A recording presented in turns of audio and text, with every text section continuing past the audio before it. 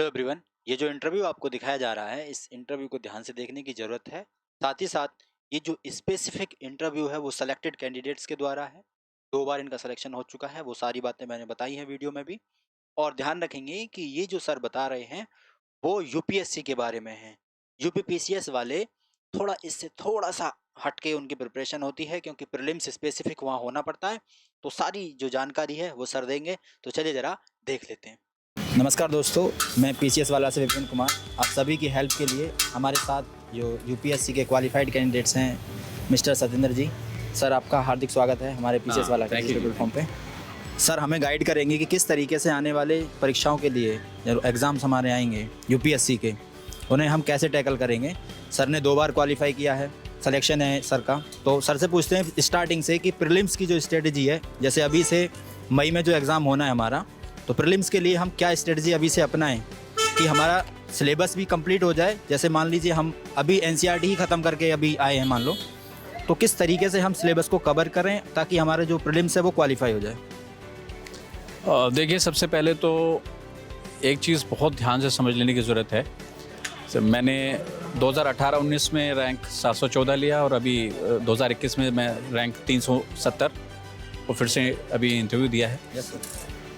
तो मेरा जो एक्सपीरियंस प्री का है वो ये है कि भाई, अगर आप प्री के लिए एक्सक्लूसिवली पढ़ाई करोगे तो आप मेंस के लिए तैयार नहीं हो जाओगे। बहुत सारे लोग ऐसे हैं कि प्री में 135 120 ऐसे लाते हैं, लेकिन फिर वो मेंस अच्छा नहीं लिख पाते हैं। बिल्कुल। सबसे पहला जो सिद्धांत ध्यान में रखने वाला है वो ये है कि इंटीग्रेटेड प्रिपरेशन कम से कम प्री से 1 महीना पहले तक तो हो। वो इंटीग्रेटेड प्रिपरेशन ऐसी है कि आपका जो एनालिसिस है उसको आपके फैक्ट सब्सटेंशिएट कर, तो दोनों ही तैयारी आपकी हो रही है। और दूसरी चीज़ जो ध्यान में रखने वाली है, 4 सिद्धांत हैं जो ध्यान में रखने हैं। पहला, रिवीजन। कांस्टेंट रिवीजन चाहिए, तो रिवीजन जितना करें कम है। दूसरा, ये पूरी इंटीग्रेटेड तैयारी करते हुए प्री और मेंस की जो दूसरा सिद्धांत है वो ध्यान में रखें, कंसिस्टेंसी। आप अफोर्ड नहीं कर सकते कहीं जाना। जैसे आप 1 साल पढ़ रहे हैं तो आप संडे सैटरडे ब्रेक लेके कहीं चले गए, तो वास्तव में आपको लगता है कि 1 दिन के लिए जा रहे हो, लेकिन तैयारी 10 दिन पीछे चली जाती है। वो माइंड वहाँ से हट जाता है। और जो बैकलॉग है वो कभी पूरा हो ही नहीं पाता। आपका बैकलॉग खत्म, वो आप फिर छोड़ देते हो, वहीं से क्वेश्चन आ सकते हैं। और जो तीसरी अनसर्टेनिटी का गेम है। बिल्कुल, आपको कॉन्स्टेंटली अपने आप को उस फ्लो में रहना है। अभी मैं जैसे इंटरव्यू में था तो अपने दूसरे साथियों से बात कर रहा था जो इंटरव्यू दे रहे थे, तो इतने ज़्यादा साउंड हैं उनकी क्लैरिटी और फैक्ट्स को लेके। कंसेप्चुअल क्लैरिटी बड़ी अच्छी है, तो कंपटीशन बहुत ज़्यादा है, तो आप कर ही नहीं सकते हो। और जो तीसरी चीज़ है उसको मैं इक्वानिमिटी कहता हूँ, माइंडफुलनेस कहता हूँ। ये बहुत ज़रूरी है कि आप इस तरीके से जीना सीखें कि आसपास की चीज़ों से ना तो बहुत ज़्यादा दुखी हों और ना बहुत ज़्यादा खुश हों। Self motivation. हाँ, सेल्फ मोटिवेशन के साथ साथ उसको हम हिंदी में कहते हैं स्थित प्रज्ञता। तो स्थित प्रज्ञ होना, जो अर्जुन को कृष्ण ने कहा कि अपने चित्त को स्थिर रखना है। अगर खुशी हो जाए और नाचने लगे तो भटक जाओगे, दुख हो रोने लगे तो भटक जाओ। अभी ये बातें कहनी बड़ी आसान है, प्रैक्टिस बड़ा मुश्किल है, लेकिन जो करता है वो पार पा जाता है। तो जब आप पढ़ रहे हैं, स्थित प्रज्ञता से पढ़ें। ये मान के पढ़ें कि भैया सिलेक्शन जो है वो 50% मार्क्स पे हो रहा है। 200 में से 100 नंबर पे सिलेक्शन है, 95 90। तो इसका मतलब है कि 50% पे सिलेक्शन होना है, इसका मतलब है कि कोई भी परफेक्ट है ही नहीं। बिल्कुल 50% चाहिए। तो इसलिए जी जान से स्थित प्रज्ञ रहें, ना तो सुख से प्रभावित हो ना दुख से प्रभावित हो। हाँ, चलते चले। और जो चौथा जो सिद्धांत है जो महत्वपूर्ण है वो ये है कि भाई आत्मविश्वास रखें, स्वयं पर सबसे ज़्यादा विश्वास रखें। अब जैसे मेरी जो पर्सनैलिटी है उसमें मेरे को बड़ी दिक्कत होती है डे टू डे के फैक्ट्स याद करने में। हाँ, मेरे को मैं याद ही नहीं रख पाता। मैंने जो कल परसों पढ़ा मैं भूल जाता हूँ कि इसके फैक्चुअल एस्पेक्ट, लेकिन जो एनालिटिकल एस्पेक्ट है, विश्लेषणात्मक जो उसके जो तर्क पहलू होते हैं वो मुझे याद रहते हैं। ऐसे कई लोग हैं वो पहलू पे काम नहीं कर पाते, उनके फैक्ट्स अच्छे हैं। तो हर किसी का कुछ ना कुछ अच्छा है, कुछ ना कुछ नहीं है। अब इस बात को लेके ना रोएं कि यार मेरे फैक्ट्स मेरे को याद नहीं रहते, मेरी मेमोरी कमज़ोर है, मेरा विश्लेषण अच्छा है। जो विश्लेषण खराब हो वो विश्लेषण को लेके ना रोए। वास्तव में एग्ज़ाम इस तरीके से डिज़ाइन किया गया है कि हर तरीके के व्यक्ति के पास इक्वल चांसेस हैं इसको निकाल लेने के। बिल्कुल बिल्कुल। तो इसलिए वीक एंड स्ट्रॉन्ग पॉइंट सबके हैं। हाँ, इसलिए आत्मविश्वास रखें। आप मान लीजिए लक्ष्मीकांत पढ़ रहे हैं आप लक्ष्मीकांत पढ़ते पढ़ते किसी के पास गए, उससे पता चला डीडी बासु पढ़ रहे। हाँ ये है। हम में से 99% लोग जो है भटक जाएंगे। डीडी बासु भी पढ़ूंगा, अरे डीडी बासु कवर कर लेता हूँ। हाँ, इससे अच्छा तो लक्ष्मीकांत को 3 बार पढ़ लेता। हाँ। लेकिन ये सिर्फ इसलिए होता है कि आत्मविश्वास नहीं है, बिल्कुल। जो अपनी स्ट्रेटेजी है उस पर विश्वास नहीं है। अगली हाँ, अभी जैसे जिन स्टूडेंट्स ने मुख्यतः जो कौन कौन सब्जेक्ट्स हैं जिस पर फोकस करना चाहिए, जैसे मेंस में क्या है कि जैसे डिफेंस वाला पार्ट है, इंटरनल सिक्योरिटी वाला पार्ट है, तो वो मेंस का पर्टिकुलर टॉपिक बन जाता है। हाँ। तो क्या वो जो सब्जेक्ट्स हैं अब अवॉइड कर देने चाहिए? नहीं।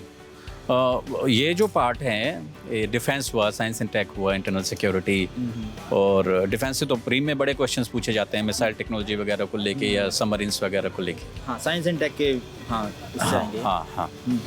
तो अब जैसे इंटरनल सिक्योरिटी वाला पोर्शन हाँ, हो गया, डिजास्टर अब मैनेजमेंट उसमें हो गया। दिक्कत ये है, disaster management, internal security, science and tech, environment, इसको एनवायरनमेंट तो प्री में भी आता है, लेकिन ये जो Environment तो हाँ जो ऐसे Crucial role है। ये जो है पेपर 3 के जो आप लोग प्री में नहीं देखते हो, जी।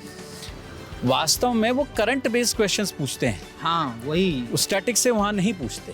तो उसके लिए करंट प्रिपेयर तो इसका मतलब है कि पढ़ना पड़ेगा। आप बगैर पढ़े ऐसा नहीं कर सकते कि ये प्री और मेंस के बीच में प्री क्वालिफाई करने के रिजल्ट आने के बाद इंटरनल सिक्योरिटी तो देख लोगे, लेकिन वास्तव में किसी के 100 आ रहे हैं तो आपके 90 आएंगे, और 10 नंबर से रैंक 100 से 150 ऊपर नीचे हो जाए, तो इसलिए ये अफोर्ड नहीं कर सकते, देखना पड़ेगा। ऐसा हो रहा है कि अब जो मेनली जैसे पिछले कुछ हम पेपर से देखें तो ज्योग्राफी जो है प्रीलिम्स में कम आ रही है, तो क्या स्टूडेंट्स को इस बार भी ज्योग्राफी की तरफ देखना चाहिए या उसे अवॉइड करके? ज्योग्राफी प्रीलिम्स में तो कम आ रही है, लेकिन पहली चीज़ तो वो एलिमिनेशन में आपकी बड़ी हेल्प करती है।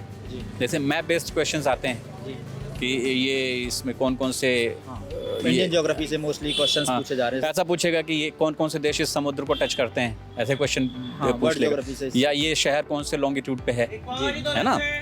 तो वो तो खैर वो 1-2 क्वेश्चन ही आते हैं, कम आ रहे हैं, लेकिन ज्योग्राफी से जो पेपर 1 में क्वेश्चंस आ रहे हैं वो क्वेश्चन भी करंट बेस्ड हो गए। अब उसमें एक क्वेश्चन 2021 में आई थिंक आया था इस बात को लेके कि भाई रिसेंटली कौन कौन से वोल्केनिक इरप्शंस हुए। वोल्केनिक इरप्शन का कॉन्सेप्ट आपको मालूम है, वोल्केनो फटता है, लेकिन जब तक ये नहीं पता कि अभी कौन कौन से हुए हैं, उनका वो किस तरीके के वोल्केनो हैं, तब तक फिर मज़ा नहीं आएगा। आंसर में जहाँ आपको 8 नंबर मिलने चाहिए थे वहाँ 3 मिलेंगे, तो करंट वहीं से एलिमिनेशन हो जाता है। बिल्कुल। तो ये जो बात निकल के आती है वो ये कि स्टैटिक और करंट को बहुत अच्छे से मिला के चलना है। एक ऐसा 4 रजिस्टर तैयार कर लो चारों जीएस के लिए। तो उसमें अभी से जैसे प्रीलिम्स की टेस्ट सीरीज सभी लोग मोस्टली दे रहे होंगे, जो सीरियस स्टूडेंट्स हैं, टेस्ट सीरीज सभी ने लगाई ली होगी, तो क्या मुख्यतः टेस्ट सीरीज पे फोकस किया जाए या जो हम स्टैटिक पढ़ के आए हैं उसका रिवीजन साथ के साथ फेज वाइज अभी करते चलें? नहीं, टेस्ट सीरीज जो टेस्ट सीरीज आप ले रहे हैं, टेस्ट सीरीज का यूज़ अपने आप की प्रिपरेशन को, स्वयं की प्रिपरेशन को आंकने के लिए कीजिए जी। टेस्ट सीरीज का यूज़ इसलिए ना कीजिए कि यही वाले क्वेश्चंस वहाँ फंसेंगे। हाँ तो बिल्कुल। टेस्ट सीरीज तो आपको सिर्फ ये बताती है किस दिशा में जा रहे हो, तो उसका जो यूज़ है, आप पढ़ाई अपनी लगातार कीजिए।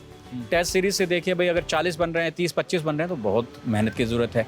अगर 40 से 60 बन रहे हैं, स्पेशली जैसे ये कुछ जो मेन टेस्ट सीरीज मार्केट में हैं, 60 से ऊपर बन रहे हैं तो ठीक है, 80 से ऊपर बन रहे हैं तो आप बिल्कुल ठीक दिशा में हैं, और 100 तो किसी किसी के बनते हैं। और ये लोग जिस तरीके के क्वेश्चन पूछते हैं वे वास्तव में यूपीएससी को रेप्लिकेट नहीं करते। यूपीएससी जो क्वेश्चन पूछता है वो स्टैंडर्ड अलग होता है, वो हर किसी को ध्यान में रखता है। उसमें कमज़ोर क्वेश्चंस भी होते हैं, लड्डू क्वेश्चंस भी होते हैं।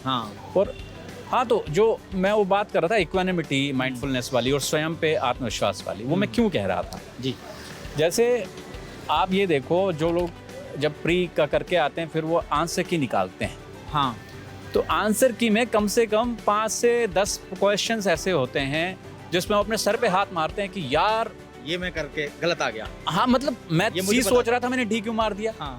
और या फिर मैं यार ये तो मेरे को पता था, फिर मैंने कैसे कर सकता हूँ। ऐसा बिल्कुल होता है। तो वो आत्मविश्वास की कमी है। और दूसरा वो माइंडफुलनेस की, जो स्थित प्रज्ञता की मैं बात कर रहा हूँ। अगर आप बिल्कुल मोमेंट में रहेंगे, आपका ध्यान, जैसे अर्जुन का ध्यान मछली की आंख पे था, आपका ध्यान प्रश्न पे ही रहेगा, तो गलत हो ही नहीं सकता। आप मार रहे हैं प्रश्न लैटिट्यूड पे और सोच रहे हैं कॉन्स्टिट्यूशन। कई बार ऐसा होता है जैसे हम बी ऑप्शन करेक्ट करके चले गए, हाँ फिर दोबारा रीडिंग आते हैं, री रीडिंग में हाँ। तो फिर देखते हैं नहीं यार सी हो सकता है, तो हम सी पे टिक करके चले जाते हैं और फिर उसी को सर्कल करते हैं, तो पता चलता है कि वही गलत है। वो इसलिए क्योंकि ध्यान 4 दिशाओं में है। हाँ। ध्यान अगर केंद्रित रखेंगे तो ऐसी ऐसी चीजें याद आएंगी जो 10 साल पहले, 12 साल पहले। जैसे एक क्वेश्चन था कि भाई नील की खेती, आई थिंक ये 2021 वाले प्री का था, नील की खेती खत्म होने में भारत में इसमें से कौन से कारण जिम्मेदार थे? हाँ। बहुत सारे कारण दे रखे थे, उसमें एक कारण था सिंथेटिक इंडिगो, सिंथेटिक नील इंट्रोड्यूस हुआ भारतीय मार्केट। तो नील की खेती जिसमें गांधी जी ने अपना आंदोलन चंपारण वगैरह से शुरू किया था। हाँ, तो अब उसमें असली कारण दरअसल ये था, आंसर की में भी यही है कि सिंथेटिक इंडिगो आ गया तो कंपटीशन घट गया, फिर उनको फायदा भी नहीं रहा। उसमें हम जब पढ़ते हैं तो कारक कई लिखे हुए आते हैं, लेकिन मोस्ट अप्रोप्रिएट जो कारक है वो आपको देना है। अब इसमें मेरा ये सही हुआ, उसमें दरअसल 12वीं क्लास में, आई थिंक 11वीं या 12वीं में एक चैप्टर लगा हुआ था गांधी जी के स्ट्रगल के बारे में। उसमें एक लाइन लिखी हुई थी, वो साहित्य का चैप्टर था, अंग्रेजी लिटरेचर। एक लाइन लिखी हुई थी, synthetic Indigo was introduced by the Germans and that was giving them tough competition. बिल्कुल। तो याद, तो मैं कहता हूँ जब आप स्थित प्रज्ञ रहेंगे तो ऐसी ऐसी चीजें याद आएंगी, मतलब सिली मिस्टेक्स नहीं होंगी आपसे, ऐसी ऐसी चीजें याद आएंगी 10 साल पहले, 12 साल पहले पढ़ी हैं, अचानक से क्लिक करेगा। हाँ, और वो सिली मिस्टेक्स ही हमें एग्जाम से बाहर भेजती है। बिल्कुल, सिली मिस्टेक्स, क्योंकि जो सिली मिस्टेक्स नहीं कर रहा है वही तो अंदर आ जाता है मेंस के लिए। 0.25, 0.33 से लोग अंदर बाहर होते हैं। बिल्कुल बिल्कुल। तो सिली मिस्टेक्स एक बहुत बड़ा कारक है, कोई माने या ना माने सर। बिल्कुल। हाँ, तो हम बात करते करते सर के साथ लस्सी भी शेयर करते हैं। हाँ। सर अभी इंटरव्यू दे के आए हैं तो सुबह से काम ही कर रहे हैं। तो ये है। और पूछिए। एक है, हम जब अभी प्रीलिम्स की तैयारी कर रहे हैं, मान लो हम कंबाइंड अभी प्रिपरेशन करते हैं, तो अभी हम कब ये स्टॉप कर दें कि अब आगे और नहीं पढ़ना, मतलब अपनी नॉलेज को एक्सपेंड करना कब बंद करें कि बस इनफ है अब रिवीजन? देखिए, ये बड़ा अच्छा प्रश्न है। दरअसल उसमें एक सिद्धांत सीधा सा याद रखो, it's better to read 1 book 10 times than 10 books 1 time। बिल्कुल बिल्कुल बिल्कुल। तो भाई अपना एक निश्चित विषय वस्तु बना लें। हाँ। कि ये मेरी किताबें हैं, ये मेरे करंट का सोर्स है। हाँ। तो आपको ये इंटरव्यू कैसा लगा? आप अपनी प्रतिक्रिया हमें जरूर भेजें और साथ ही साथ बताएं कि इससे आपको कितनी हेल्प मिली, क्या दूसरा इंटरव्यू भी हमें लाना चाहिए। इंटरव्यू और क्लासेस देखने के लिए आप हमारे चैनल को लाइक शेयर सब्सक्राइब करना बिल्कुल ना भूलें। मिलते हैं आपसे अगली क्लास में, तब तक आप अपना ख्याल रखिए, जुड़े रहिए PCS वाला के डिजिटल प्लेटफॉर्म से। Thank you so much. जय हिंद, जय भारत।